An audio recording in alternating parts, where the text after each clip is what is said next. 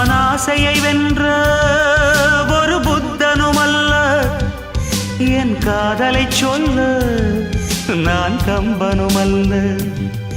உன் காது கடித்தேன் நான் கனவினில் மெல்ல, இன்று கட்டி அணைத்தேன் இது கற்பனை அல்ல.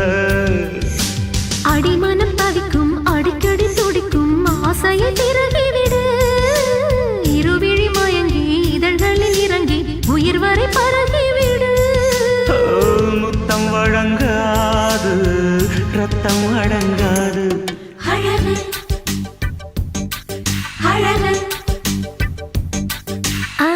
நீ நடந்தால் நடையழகு, நீ சிரித்தால் சிரி